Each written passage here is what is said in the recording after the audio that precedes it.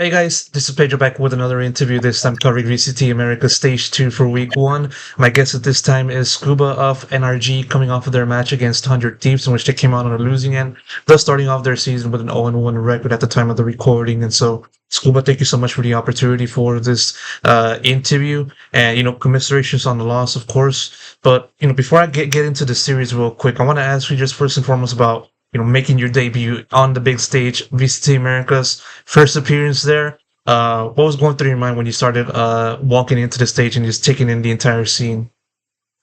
Yeah, man. Honestly, it's exciting. I've been waiting a long time to play on a big stage like that, and it's just I can't put it into anything else besides exciting. It sucks we lost. Don't want to come out on debut on your loss, but I think I played individually okay.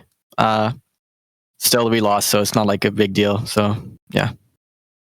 No, no, for sure. Definitely understand, the mindset of a player just trying to take everything in and move on for the next match in the schedule. And like, obviously you had some opportunity to experience, being on a land stage. You competed in the EWC with the squad earlier on a few weeks ago. And so, was it similar to like competing over there to here, or was there a difference just because you know that it is VCT Americas and you're playing against the rest of the league? Honestly, I think it was the same feeling. Just big stage, a lot of people watching. Same feeling for me at least. Except in EWC, it was really cold, like it was freezing. So it was a little bit nicer here. I'll give you that. Most definitely. And like just now diving into the series real quick, just sort of like asking about, the game plan for 100 Thieves, because this is a team that, in relation to you guys also qualified for EWC and also like made a few roster switches in the lead up to stage two. What was the game plan for you guys and how did that kind of compare to what actually happened in the server in both maps? Honestly, our plan was, they have a new player. They probably gonna stick to a lot of their old things, just like slotting him in. So the double duelist threw us off a little bit, but we still just tried to play our game. We had some really bad attack sides, honestly, and like put us hard behind. So it made it really hard for us to like get back into the game, especially on Sunset. Just our defense sides, they're feeling really good. It's just we didn't really have many rounds to work with. But yeah, it's going to be a big focus for us next week, at least like working on our attack sides. Yeah, most definitely. And I kind of like also want to ask you real quick about Sunset. I mean, difficult map to play in, given that it's kind of brand new back into the map pool in relation to earlier on in this year. And so I understand, wanted to give it a try. At this point of stage two, was basically everything not going right for you guys, or what was the one thing that kind of like affected you guys the most in this match or in that map?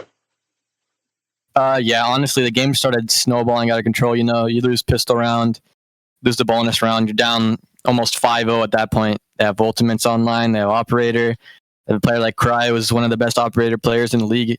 So once they start getting those snowball effects going on, it's really hard to get back into the game. And we just couldn't find our footing on attack. At least that's just really how it felt for me. Hmm.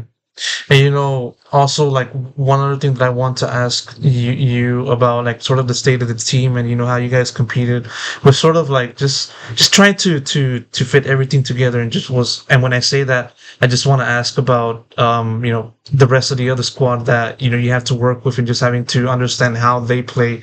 And of course, with the inclusion and the arrival once again of Bonkar, it's kind of a reunion for you with him, given the past experience with Oxygen, the same way as Mata, I believe. Might be wrong. Can elaborate on that? But how has it been for you to just work with the rest of the team and just try to find a way to gel? Yeah, I mean, for me at least, obviously I played with Bonkar. He was my head coach on Oxygen. And I know how he wants to run a team. We work really well together. I see the game very similar to him. And honestly, Mata's like been one of my better friends for about 3 years now. We just travel around, do whatever. That's really just my homie, to be honest. Everyone else on the team has made it like super easy to fit into the team. Like Ethan and Sam and Brock are really cool people. They're very easygoing. So we have a good system going on. It's just really translating that into like the matches. Our scrims go really well. We've had a rough past 2 matches, this match and against Gen G and EWC. So it's really about just refining and playing like how we do in practice. How do you describe the system that you said right then and there in your answer? What's the main things that that the team has kind of been emphasizing for you to understand and learn and then also work with? Just kind of like my role in the team. I play a lot of like lurk and anchor positions. That's what they kind of wanted out of me. So that just really focusing in on that. And then the team play aspect, of course, you have to be good together as a team. That's always important. So I would say those two things. How does that compare to your previous squad in being Cubert Academy, and also the past before that point, because you've been competing in tier 2 for a good while, and so you had to like kind of grind your way to get to this point. So now that you're here, NRG tier 1, how does the working with their system compared to the past systems that you've been kind of accustomed to in the lower levels? Honestly, Sentinels Academy, Cubert, it's a different team. We were just kind of having a little bit of fun. Obviously that team can't make Ascension, but we were still trying to be serious and win and professional. Obviously, Sentinels gave us a big opportunity with that. So that team was a little bit different. But like I said before, Oxygen, we were an insane team in tier 2. We should have been in tier 1, I would say.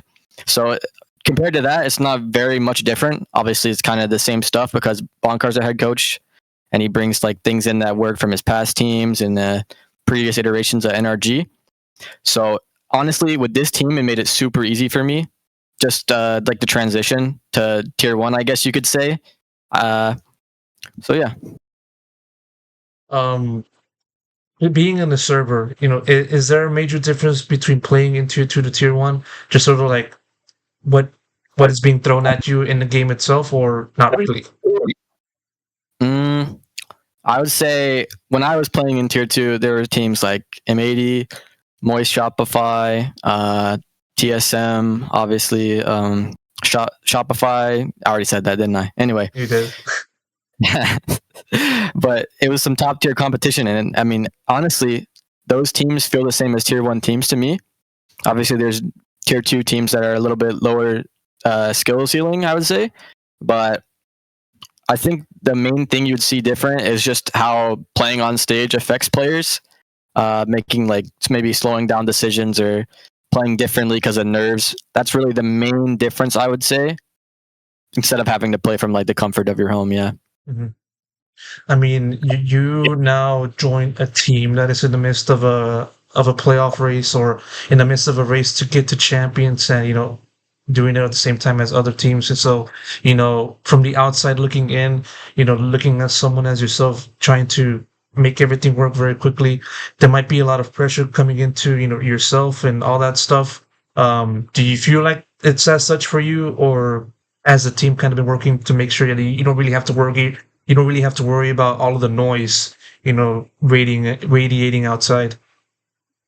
For me, I don't really feel that pressure of like, oh, we're in this race to champions. It's just, I have the mindset of just showing up every day. Like it's the same, it's practice. That's how I try to view the game. That's how Bonker tries to view the game. And it's just, trying to get the whole team on that level, I think is the main goal for us.